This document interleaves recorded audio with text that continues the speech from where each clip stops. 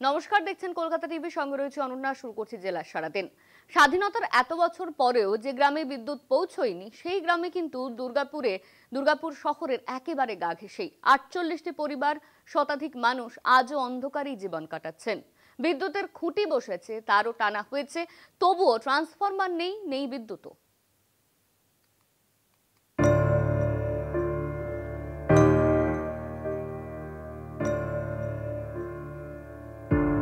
প্রায় ২০ বছরের ওপর ধরে বিদ্যুৎ নেই এই গ্রামে। কারণ এখানকার বাসিন্দারা বলছেন তারা কেউ ১৫ বছর, কেউ ১২ বছর এবং সর্বোচ্চ প্রায় ২০ বছরের ওপর ধরে তারা এখানে রয়েছেন।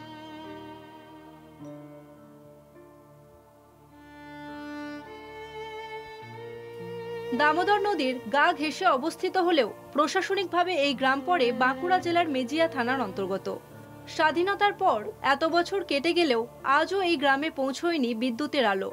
প্রায় ২০ বছর ধরে এখানে বসবাস করছে ৪৮টি পরিবার। চাষবাসই তাদের মূল জীবিকা। নানান ধরনের সবজি চাষ করে স্থানীয় বাজারে বিক্রি করে এই সমস্ত পরিবার জীবন চালান। পোতা হয়েছে অনেক দিন হলো, তার ২ বছর হয়ে গেল মানে পোতা হয়েছে, কিন্তু এখন পর্যন্ত বিদ্যুৎ আমরা পাইনি। এই গ্রামের শিশুরা পড়াশোনা করে পাশের অঙ্গদপুর গ্রামের স্কুলে। অন্ধকারে পড়াশোনা, অন্ধকারেই ভবিষ্যতের স্বপ্ন। বিদ্যুৎ না থাকায় পড়াশোনার পাশাপাশি স্বাভাবিক জীবনযাপনেও চরম সমস্যায় পড়তে হচ্ছে গ্রামবাসীদের। চাষবাস মানে সব দিকে সুবিধা হবে, বাচ্চাদের পড়াশোনার ক্ষেত্রে পড়াশোনা সব দিকে সুবিধা হবে। গ্রামবাসীদের দাবি, প্রায় ২ বছর আগে বিদ্যুতের খুঁটি বসানো হয়েছিল, তারও টানা হয়েছিল। প্রতিটি পরিবার থেকে নেওয়া হয়েছিল ৪,০০০ টাকারও বেশি, কিন্তু আজও সেই বিদ্যুৎ শেষ প্রান্তে পৌঁছয়নি। আজও বসেনি কোনো ট্রান্সফরমার। খুঁটি আছে, তার আছে, শুধু নেই আলো। মেনটেনে বসে আছে, আসছে না। এখন পর্যন্ত পাওয়ার আছে। দুর্গাপুর শহরের একেবারে গা ঘেঁষে থাকা এই গ্রাম আজও পড়ে আছে অন্ধকারে।